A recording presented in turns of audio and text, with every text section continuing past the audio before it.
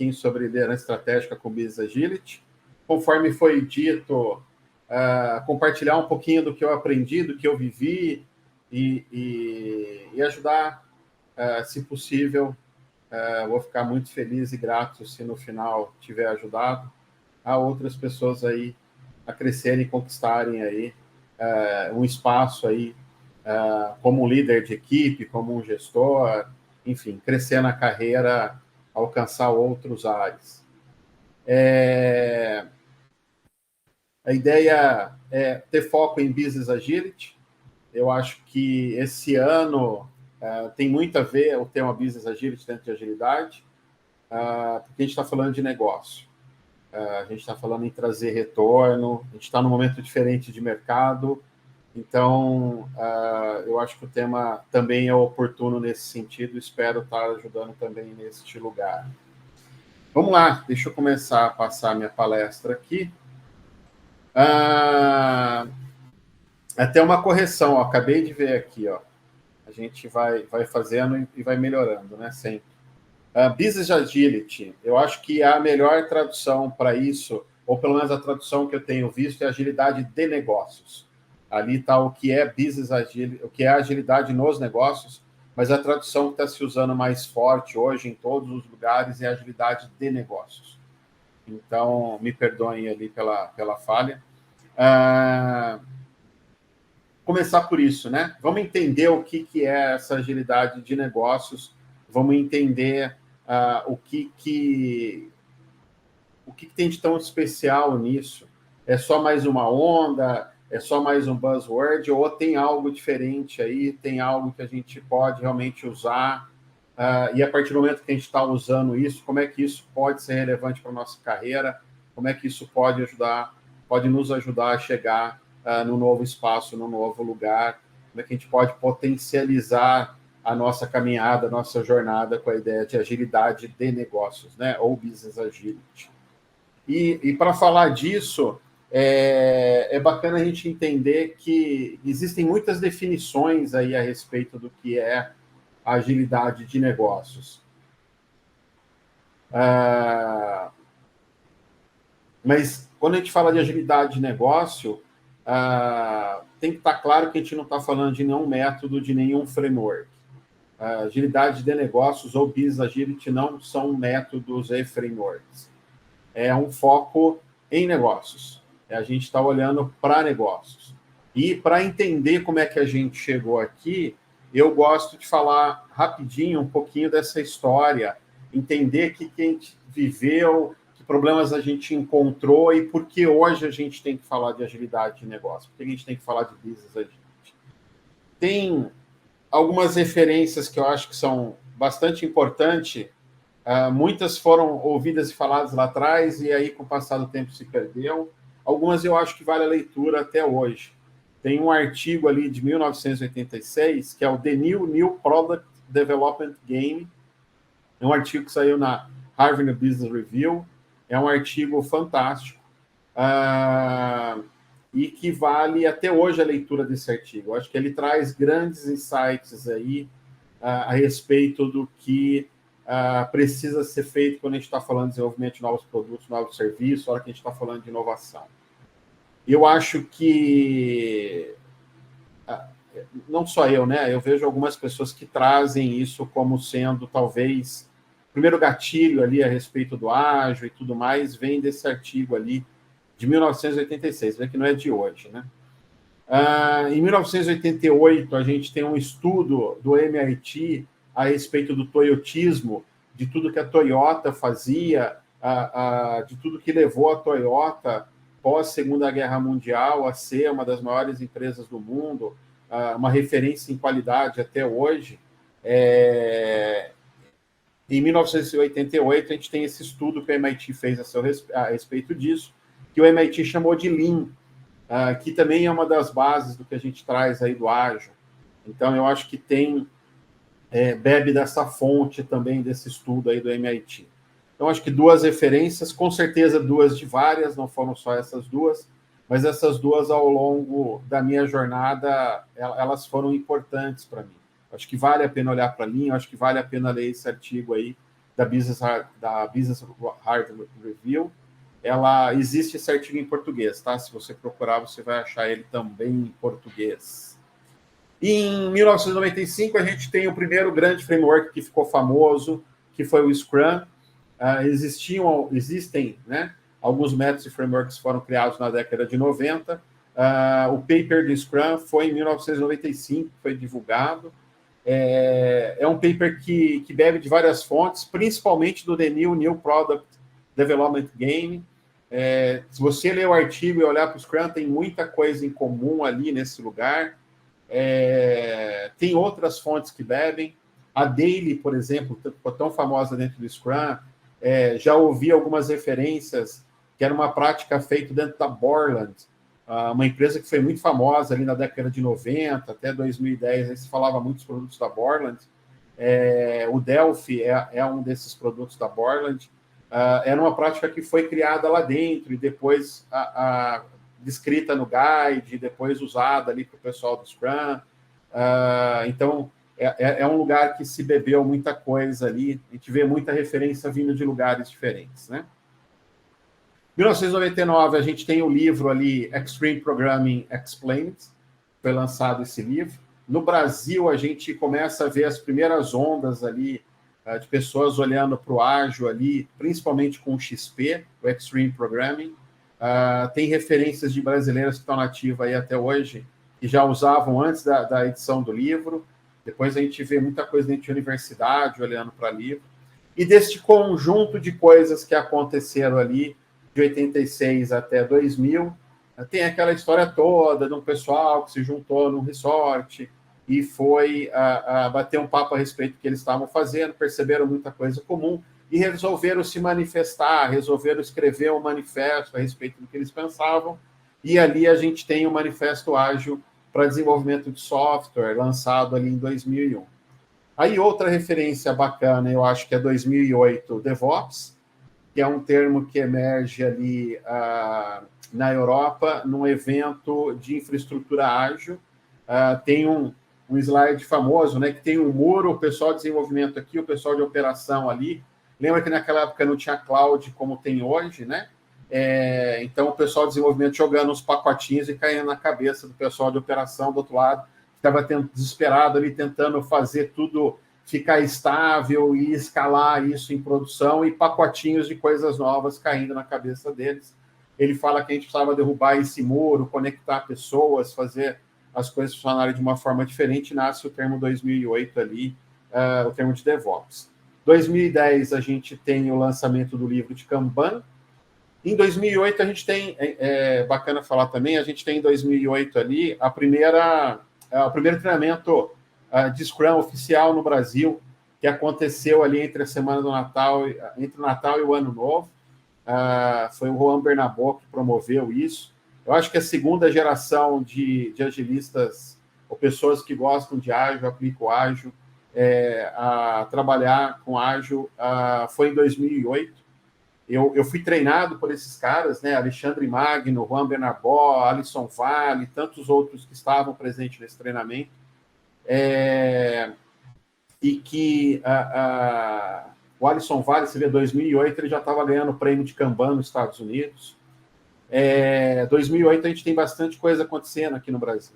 2010, a gente teve um evento em 2009 no Rio de Janeiro sobre ágil, acho que foi o primeiro grande evento.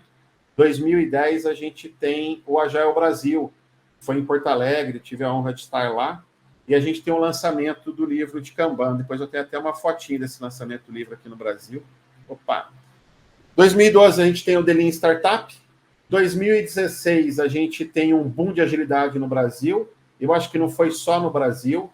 A gente tem um olhar ali no mundo, né? Você vê que o PMBOK trouxe um capítulo em 2016 ali a respeito do ágil.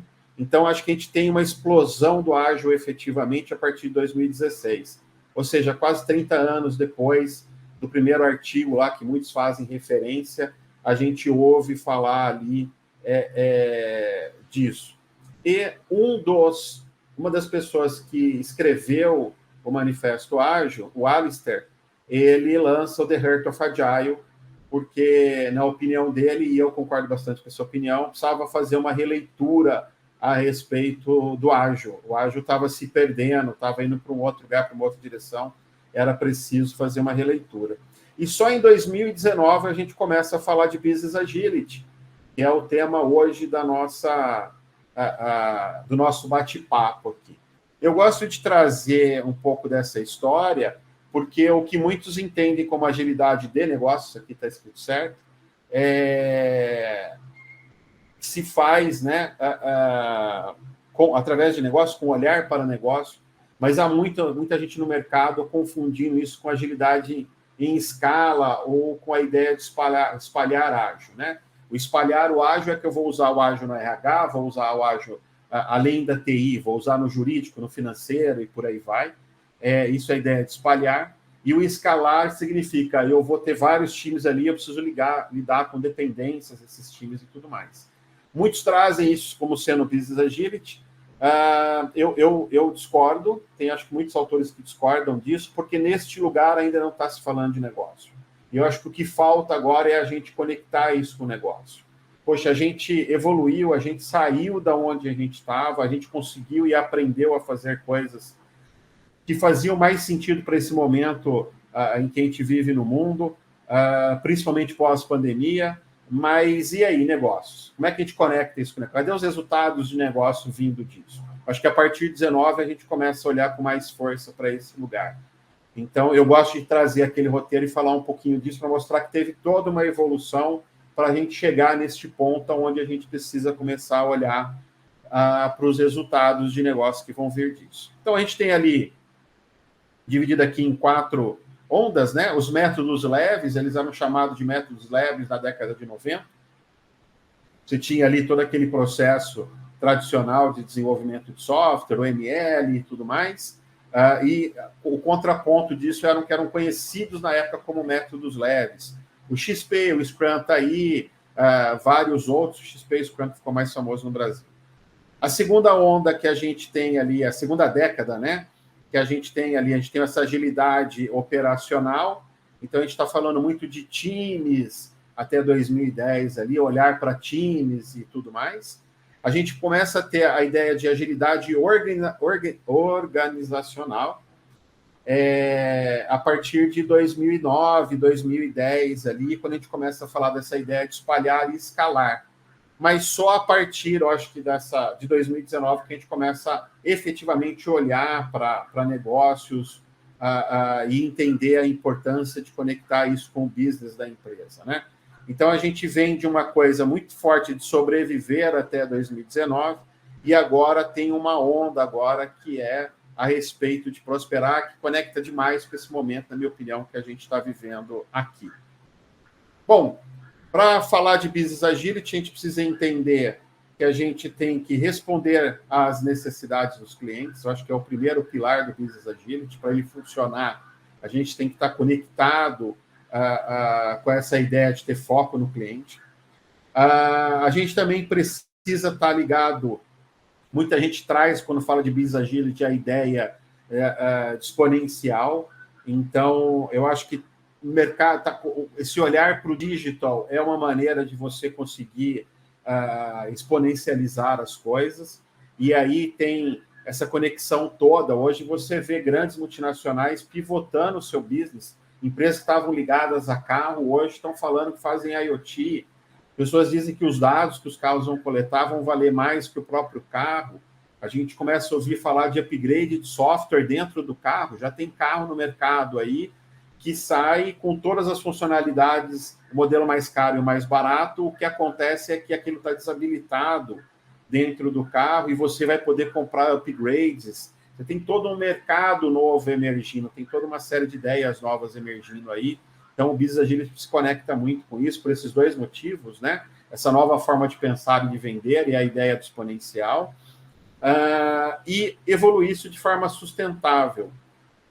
O que eu quero dizer com sustentável aqui está muito conectado com a ideia de governança, está muito conectado aqui com várias coisas que tem ali no ESG, principalmente a parte de governança, eu acho. Eu acho que aqui faz um link com o ESG, principalmente pela parte de governança. E é isso. E aí, a liderança, né? A gente falou bastante de Business Agility. E a liderança nessa história toda? Como é que fica esse papo de liderança nesse lugar aqui? Como é que eu conecto isso com liderança, né? E por que uma liderança estratégica? Antes, deixa eu falar uma coisa aqui a respeito disso. Outro dia me falaram assim, mas estratégia é algo que fazem lá em cima, não tem a ver comigo, eu não estou neste lugar, por que esse assunto conecta comigo?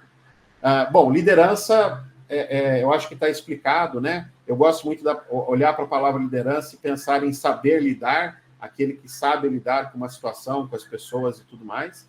E a estratégia, para mim, a gente pode simplificar muito essa ideia e sair daquela coisa que está lá no board, do C-Level, do conselho. Eu acho que estratégia é algo que todos nós fazemos no dia a dia, e é fácil explicar e entender isso a partir do momento que a gente começa a entender que a gente tem que sair várias vezes do ponto A e chegar no ponto B. O caminho que a gente escolhe para fazer isso é uma estratégia. Então, como é que eu sei lidar com as pessoas, como é que eu sei lidar com o meu entorno para conseguir sair de um ponto A e atingir o meu resultado de negócio que está no ponto B. Essa é a ideia da liderança estratégica aqui com o Business Agility que eu quero tratar com vocês, tá? Como é que a gente tem feito? Né? Eu acho que é importante a gente entender como é que a gente fez até 2019 e o que a gente precisa fazer a partir de agora. Eu adoro essa tirinha aqui, vou ler rapidinho essa tirinha para vocês, porque ela fala bastante disso, né? Quem somos? Líderes da nova economia digital, né? Uhul! O que queremos? Agilidade de negócio. Pô, que legal, né? Como faremos isso? Implantando processos e ferramentas. E aí vem ali, poxa, mas não é isso que a gente sempre fez, né? E aí o pessoal ali que estava todo empregado, pô, a gente é de TI, a gente é de RH, a gente está acostumado, a gente sempre fez assim, a gente foi ensinado a fazer assim, né? E isso é muito comum. Isso, a gente é elevado muito para esse lugar. Para quem nunca viu esse mapa aqui, ele foi criado pelo Christopher Webb na Deloitte, que é uma das grandes consultorias do mundo. Ele fez esse mapa, esta versão do mapa que eu tenho aqui, ela é de 2016, se eu não me engano. Lá nós já tínhamos todos esses métodos e frameworks aqui que ele colocou dentro do guarda-chuva ágil, e que no entendimento dele, todos esses aqui eram usados eram muito usados dentro da Deloitte, né? Então a gente vai ter aqui Design Thinking, a gente vai ter Scrum por aqui, a gente vai ter DevOps por aqui, a gente tem Management 3.0 aqui, a gente tem Kinevin aqui, adoro Kinevin, a gente tem uma série de coisas acontecendo aqui dentro, e aqui essas bolinhas que parecem o mapa do metrô, como é que ele via que essas coisas se conectavam com outras coisas aqui e tudo mais, né? Olha a quantidade de métodos, frameworks que a gente tem.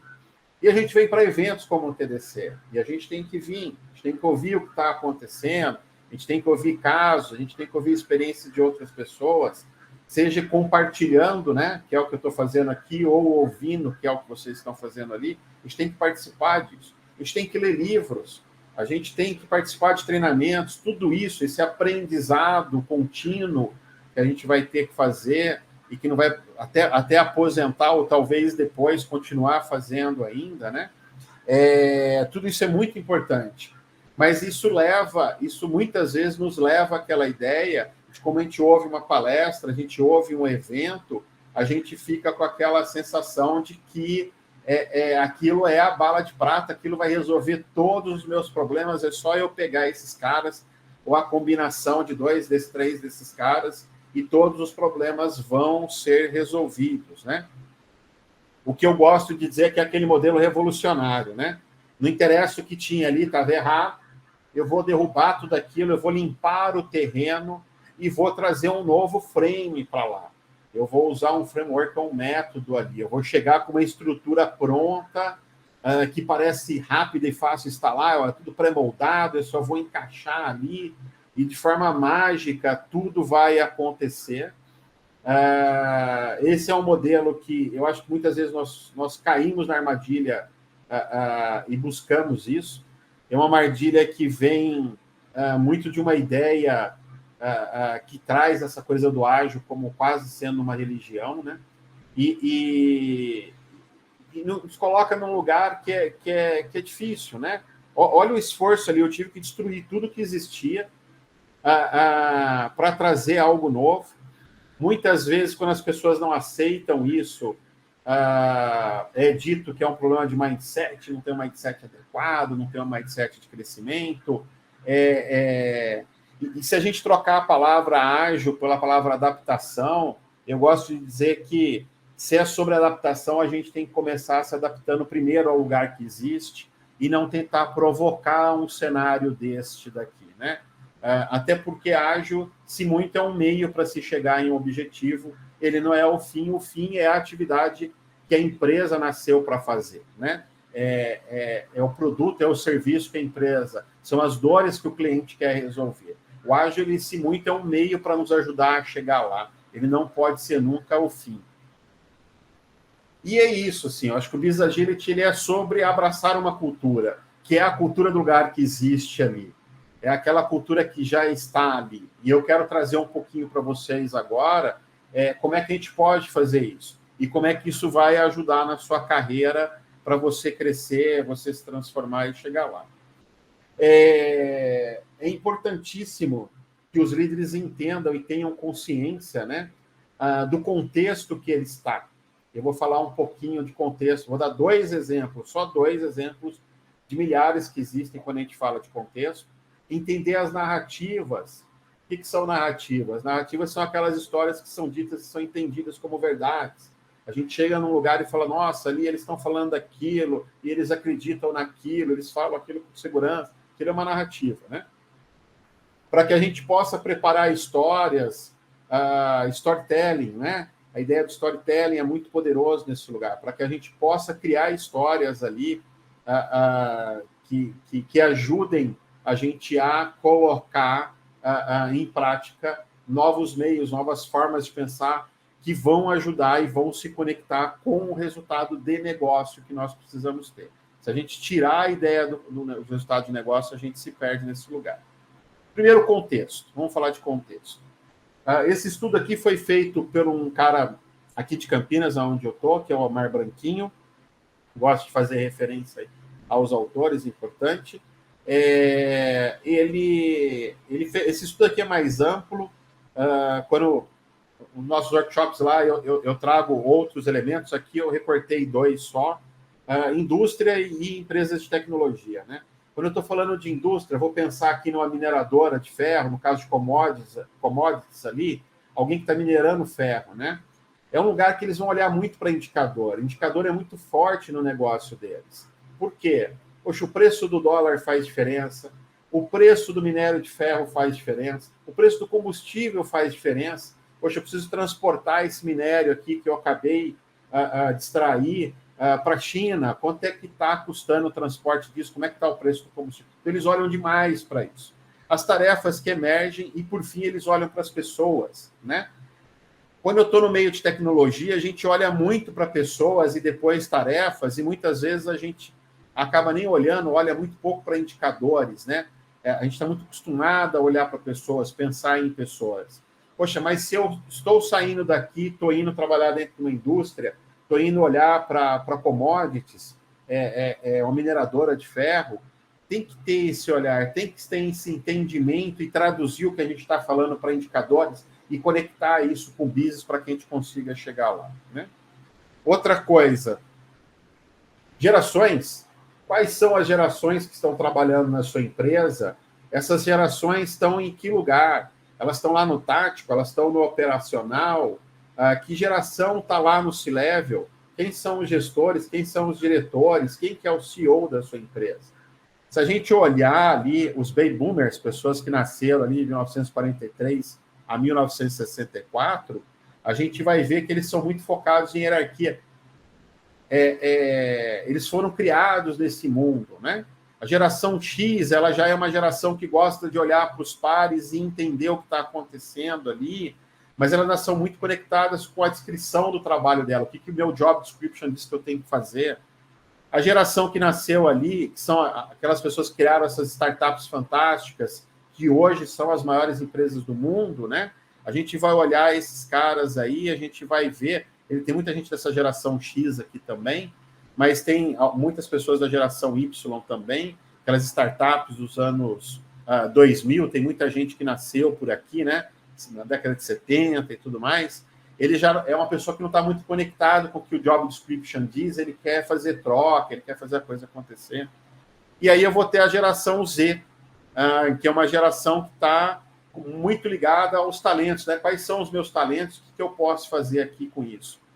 Se eu olho e vejo que nas empresas de hoje eu tenho muitas gerações trabalhando junto, que isso nunca aconteceu antes na história da humanidade, que a gente está aprendendo a lidar com tudo isso, e a gente começa a perceber conflitos, né, principalmente nessas gerações que estão mais distantes, um CEO que é um baby boomer, que está no fim ali da carreira dele, com alguém que está entrando e está começando a trabalhar agora, e aí eu vejo muitos coaches aí, agile coaches, falando de holacracia para esse cara, tem muita desconexão nesse lugar, né? Se eu estou numa startup que tem muita gente aqui dessas duas gerações, ou desta geração, já começa a fazer um pouco mais sentido. Entende? Como é que eu me adapto? Eu me adapto à cultura local para que, com a minha caixa de ferramenta, eu consiga chegar lá e trazer resultados de negócio para esse lugar, em vez de querer passar um rolo compressor, destruir tudo e começar a moldar algo novo dentro daquilo que eu acredito, né? Para isso, a ideia de um modelo evolucionário faz muito mais sentido. Então, eu vou criar andaimes ao redor desse prédio antigo aqui e vou começar a fazer pequenas reformas, né? Fazendo analogia, vou começar a adaptar essa estrutura para o que precisa ser feito hoje. Faz muito mais sentido ter esse entendimento e saber fazer isso, faz muito mais sentido e tende a trazer muito mais resultado. Para isso, duas coisas ajudam muito. Pensamento sistêmico. Então, para quem não estudou, vale a pena estudar muito sobre pensamento sistêmico. Ele incentiva a gente a ter esse olhar para o todo, incentiva a gente a entender principalmente as interrelações, né? Eu gosto muito de olhar para o relógio. O relógio, acho que é o melhor exemplo, o exemplo mais simples sobre pensamento sistêmico. Se eu desmontar o relógio e olhar para as peças soltas, desmontadas, aquelas peças perdem o sentido que o relógio tem. Quanto tempo falta para acabar a minha palestra? Quanto tempo falta para começar a próxima palestra? Que horas são agora? O relógio ele traz uma série de coisas para a gente que só faz sentido quando todas aquelas peças estão juntas e funcionando, né? Então a gente percebe que, hora que a gente está olhando para pensamento sistêmico, que tudo aquilo junto, funcionando, cria um propósito novo, que a hora que a gente desconecta as peças e olha para as peças isoladas, a gente perde aquele lugar. Então, pensamento sistêmico é algo importante que a gente pode olhar. Se eu for olhar para desenvolvimento de software, esse desenho traz já algumas coisas aqui, né? Então, se eu uso boas práticas, eu vou diminuir dependências entre times, vou aumentar a quantidade de feedback, que vai me ajudar a aumentar a eficácia, eu vou diminuir riscos, né? Vou diminuir tamanho de lotes, eu diminuo o risco, aumento o feedback. Então, esse tipo de desenho é muito legal quando a gente começa a olhar, e a gente começar a entender onde é que está faltando o quê e que alavancas eu posso usar para chegar lá. Complexidade, ter esse entendimento, entender que existem coisas que nem tudo é complexo, né? Essa coisa de que agora tudo é complexo, tem uma tara por isso, não é. E eu acho que as gerações mais antigas entenderem que existe complexo, as gerações mais novas pararem de achar que está tudo no complexo, né? Eu acho que é bastante relevante, né? O complexo é aquele lugar que a resposta não é conhecida, né? A gente precisa testar hipóteses e avançar e aprender a partir desse lugar, né? Então, eu chego num lugar novo, tem várias conversas acontecendo, pessoas de gerações diferentes, como é que funciona esse business, como é que eu vou atuar ali. Neste lugar, é muito importante a gente entender quais hipóteses a gente tem na mão e como é que a gente pode atuar com isso.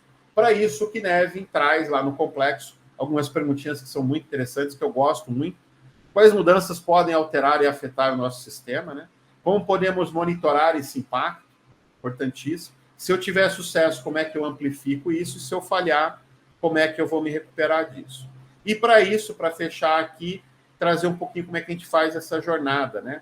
A gente gosta muito de usar ferramentas que são agnósticas. Se eu vou olhar lá para o PMBOK, se eu estou olhando para Scrum, para Kanban, para vários lugares, para vários métodos e frameworks, o que eles têm em comum? eles têm muita ideia de gestão visual, né? Eu vou ter lá o gráfico de Gantt, no Kanban eu tenho o quadro visual, métricas, muito comum também, e a ideia de trabalhar com ciclos de feedback, que eu posso olhar isso de diversas maneiras, né? Eu tenho um estoque aqui de tarefas, o que faz esse estoque mover daqui para cá, quais são as ações, quais são os processos, qual é o feedback que eu posso trazer para cá, para olhar para tudo isso, como é que eu mudo o meu olhar nesse lugar. Então, são ferramentas que você pode usar em vários lugares.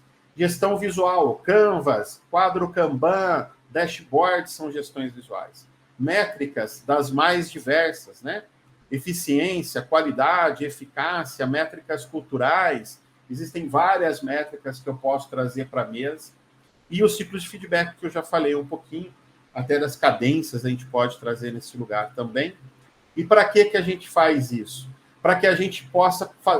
Esses três caras, eles são muito bons em fazer a gente conseguir criar boas perguntas. Esses três juntos, eles nos permitem que a gente traga boas perguntas para a mesa. E a partir destas boas perguntas que a gente conquiste um novo estado de consciência. E através de um novo estado de consciência dentro de uma jornada, focado no resultado de negócio que eu preciso alcançar, não pode perder o resultado de negócio de vista, e eu vou conseguir fazer a minha transformação. É assim que a gente tem feito aqui na InoveFlow, o andaime ao redor disso tudo. Então, a gente pega o bate-cinto nosso, por tudo que a gente ouviu nas palestras dos grandes eventos, como o TDC, os livros, os cursos, os treinamentos que a gente faz, a gente separa isso ali, gestão visual, a gente olha e entende o que vai se conectar melhor com aquele lugar que a gente está, e a gente provoca boas conversas a partir desse lugar. E dessas perguntas, uma tem sido muito relevante, que é essa segunda aqui. Quais capacidades nós precisamos desenvolver aqui com esse estado de consciência que a gente adquiriu? Quais são as capacidades que nós precisamos desenvolver para atingir os resultados de negócio? E através dessas capacidades, a gente chega lá. É isso. Conclusão. A gente não consegue convencer ninguém a fazer nada, nem eu, nem vocês, né? As pessoas têm livre-arbítrio, mas a gente consegue criar condições para que as pessoas percebam uma nova forma de agir. Esta é a ideia. Rapidinho aqui, que eu estou no meu último minuto, tem um grupo de WhatsApp que a gente fala de Business Agility, tem aí o QR Code para vocês entrarem. O grupo é novo, a gente está começando, será um prazer aí, quem quiser falar desses assuntos todos, será um prazer. É um grupo para trocar ideias, é um grupo para discutir, conversar. Tira um print screen aí rapidinho, entra no grupo, vamos começar a conversar sobre tudo isso. Eu sou Leandro Garcia, sou aqui um dos co-founders da InoveFlow, tem um QR Code aí com os meus contatos, canal no YouTube, aquela coisa toda lá. É isso.